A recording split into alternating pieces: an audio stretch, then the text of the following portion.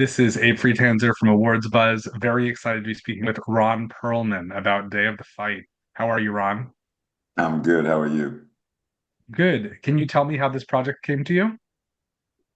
Well, Zach and I worked together many, many years ago on a movie called Outlander, and we've been fast friends ever since. And then out of the blue, I get this call that he's written and about to direct this film, and he's got something he wants to talk to me about.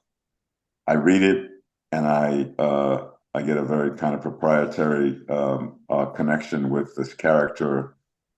Meaning, don't if I find out anybody else is playing this but me, I'm going to find you and I'm going to kill you and your family.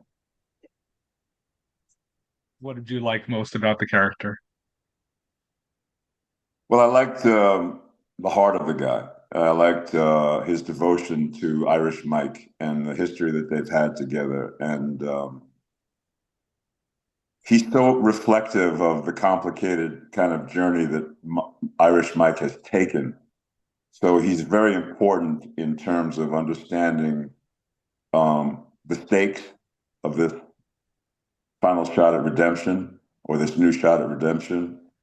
We don't know if it's the final shot, but it is an important moment. And Stevie has been an important factor in Mikey's life for 25 years. So he was one of the first to identify that this kid has something really special going for him that maybe has what it takes to go all the way.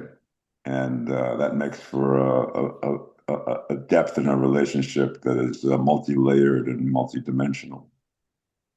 I think the part of it that we see is definitely an example of tough love rather than any sort of coddling. How do you feel about that approach for him? Do you feel like that's only now that that's what he needs, or it's always been that way for their whole relationship?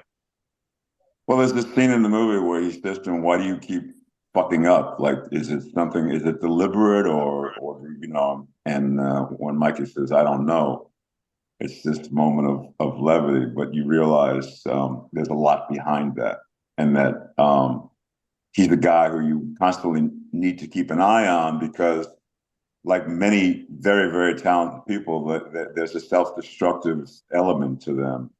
And for somebody like Stevie, who's responsible for seeing Mikey at his very best performance, tough love comes into the equation a lot. And that was one of the more seductive aspects of the relationship that when I read it that I was charmed by. What can you say about Michael Pitt as a co-star? My God, I mean, he goes so deep in this performance. It's so personal. It's so internalized. It's it was moving to watch, even as we were filming the scenes. You know, it was hard for me sometimes to keep my focus on what I was playing rather than just sitting there and being um, completely blown away by his performance. But yeah, I'm so happy for Mike that he had a chance to play this guy and that he understood parts like this don't come around very much, and I better bring my A game, and he did. You've worked with a lot of directors in your career. What is it like working with Jack, especially as an actor making his directorial debut? Well, I mean, there's a fondness between Jack and I that goes back, like I said, and I love him. He's a huge-hearted guy, and he's a beautiful addition to the family of man because he's such a humanist and he loves people so much and he loves storytelling so much. He was to the manner born, and so you just root for a guy like that, and you just defer to him, and you just say, "What do you need? What do you need from me to get this thing as good as it can be?" So that you can take something to the editing room and make the movie of your dreams. Who do you think will most benefit from seeing this film? Everyone, everyone will benefit from seeing this film. Is there any audience you think might specifically appreciate it in terms of whether athletes or people who are trying to go through recovery, anything like that? I don't think you need to check off any boxes to participate in the human, big-hearted aspect of the storytelling. I think that all you need to do is have a beating heart in order to appreciate um, the nuances and the relationships and the hardships and the rising above and all of the things that are the ingredients of this particularly delicious recipe. Well, I had the chance to see you in another film this year that's remarkably different in tone from this, and that's The Instigators, which I enjoyed a lot. What was the experience like making that film for you? Fantastic. I'm a huge fan of Matt and Casey, and then I'd never met Doug Lyman, but he was incredibly generous in handing this role over to me, and then incredibly open to making me go as big and as broad and as crazy as I wanted to go.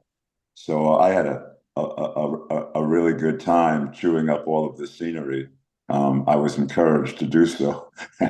You don't have to nudge me very hard in order for me to leave no prisoners behind.